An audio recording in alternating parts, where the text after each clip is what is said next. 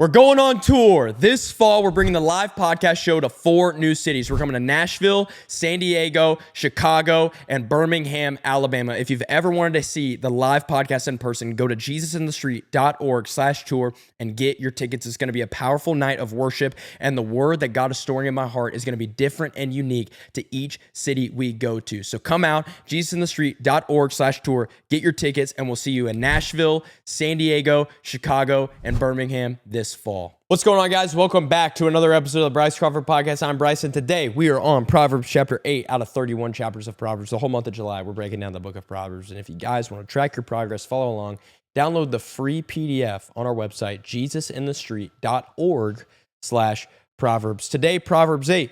We're just going to be reading about the blessings and benefits of wisdom. Again, we're going to read Proverbs 8. It's going to be great. Let's read verses 1 through 3 really quick about the call of wisdom. Does not wisdom call? Does not understanding raise her voice? On the heights beside the way, at the crossroads, she takes her stand. Beside the gates, in front of the town, at the entrance of the portals, she cries aloud. Solomon has written of wisdom as if it's a person, noble, beautiful, helpful, in contrast to the immoral woman that we just read about last episode.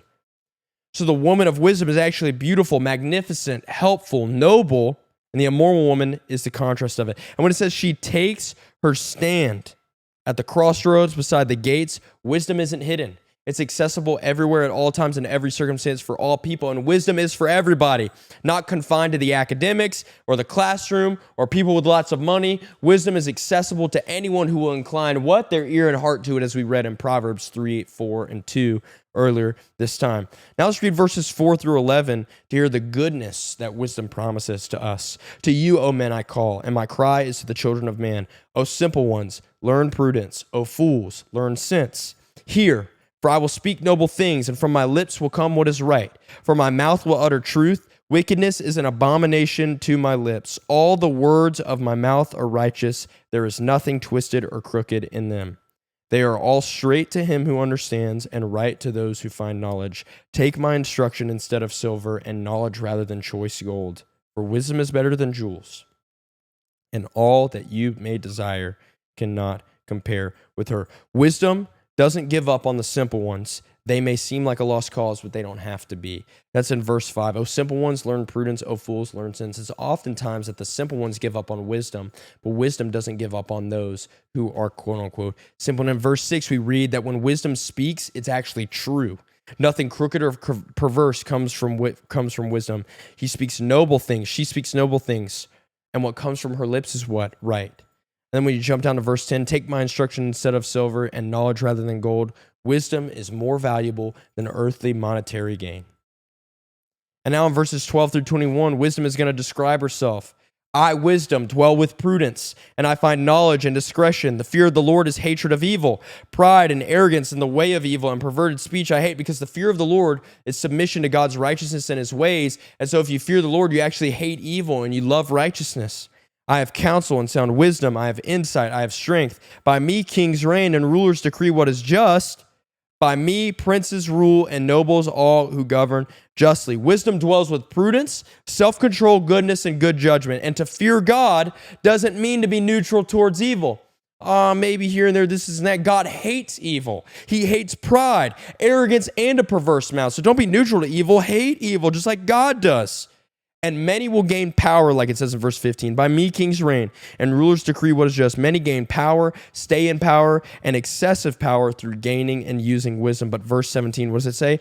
I love those who love me, and those who seek me diligently find me. Those who love wisdom will find themselves rewarded by wisdom. And they will not only gain wisdom, but the blessings that wisdom promises. What is that? Riches and honor are with me, enduring wealth and righteousness. Verse 18, my fruit is better than gold, even fine gold, and my yield than choice silver. I walk in the way of righteousness, in the paths of justice, granting an inheritance to those who love me and filling their treasuries. Verses 22 through 31 is now going to be wisdom's long history. The Lord possessed me at the beginning of his work, the first of his acts of gold. God used wisdom and intelligence to design the universe.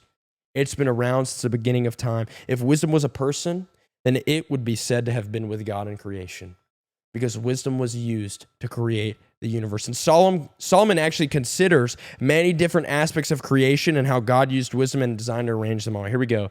Ages ago, I was set up at the first before the beginning of the earth.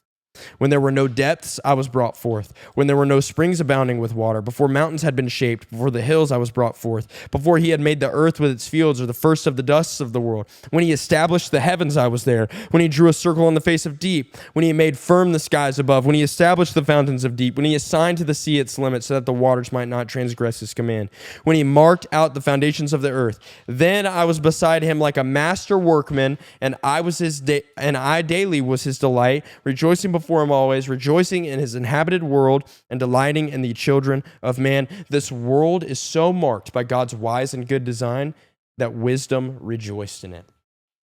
Solomon just gave multiple examples of where God used wisdom in the creation of the world. And now, verses 32 and 33, Solomon's going to show how wisdom appeals for an audience.